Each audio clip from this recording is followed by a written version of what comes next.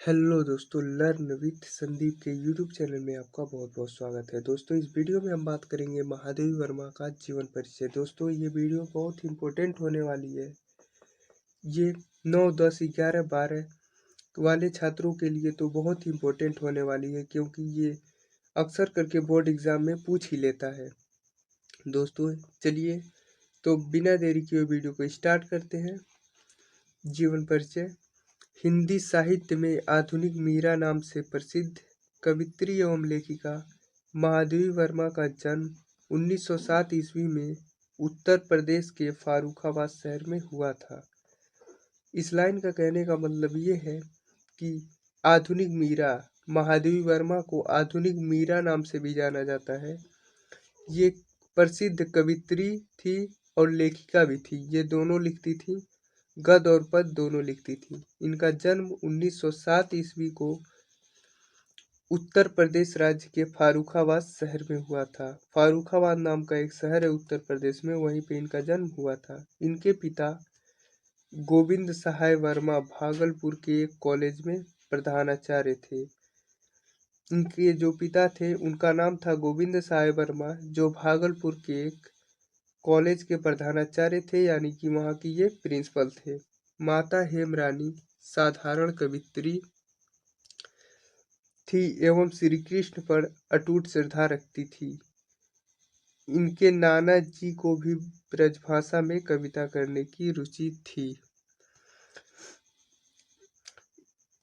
इनकी जो माता थी उनका नाम था हेमरानी, और वो भी साधारण कवित्री थी और भगवान श्री कृष्ण पर अटूट श्रद्धा रखती थी, यानी कि पूरा विश्वास रखती थी।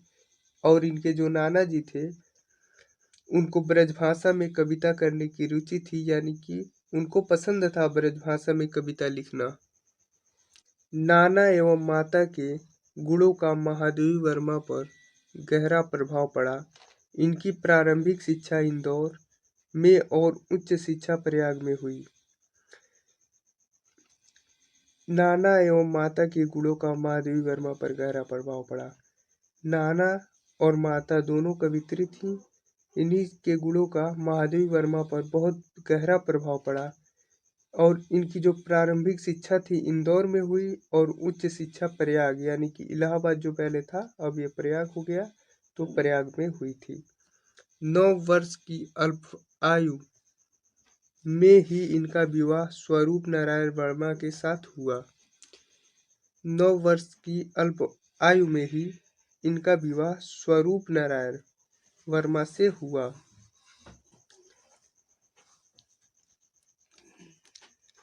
किंतु इन्हीं दिनों इनकी माता का स्वर्गवास हो गया। ऐसी विकट स्थिति में भी इन्होंने अपना अध्ययन जारी रखा और जब इनका विवाह हुआ इसी बीच इनकी माता का स्वर्गवास हो गया, यानी कि इनकी माँ मर गई, इनकी माँ का मृत्यु हो गया। ऐसी विकट स्थिति में भी इन्होंने अपना अध्ययन जारी रखा। इस संकट की घड़ी में भी इन्होंने अपना अध्ययन जो पढ़ाई का था वो जारी रखा। अब इस लाइन को छोड़ के यहाँ से लिखेंगे, अत्यधिक परिश्रम के फलस्वरूप इन्होंने मैट्रिक से लेकर एमए तक की परीक्षाएं प्रथम श्रेणी में ही उत्तीर्ण की।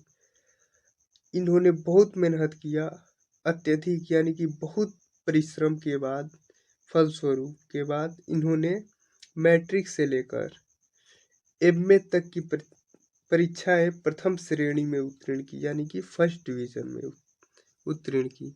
वर्ष 1933 में इन्होंने प्रयाग महिला विद्यापीठ में प्रधानाचार्य का पद सुशोभित किया। इन्होंने लड़कियों की शिक्षा के लिए काफी प्रयास किया। ये जो है महादेवी वर्मा, इन्होंने लड़कियों की शिक्षा के लिए काफी प्रयास किए, यानी कि बहुत मेहनत की लड़कियों की शिक्षा के लिए।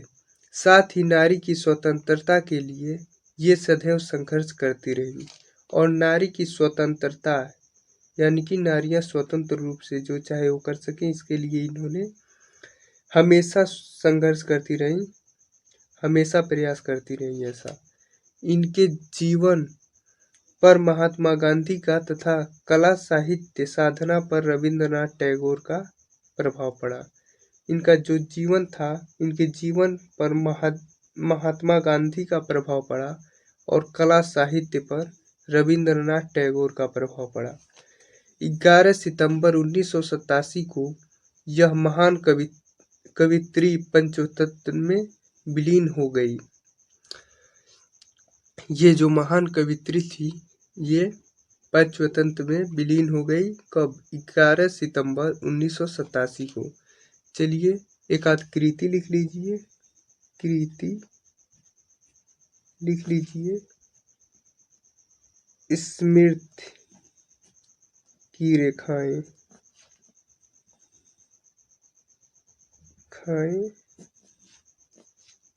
पथ के साथी।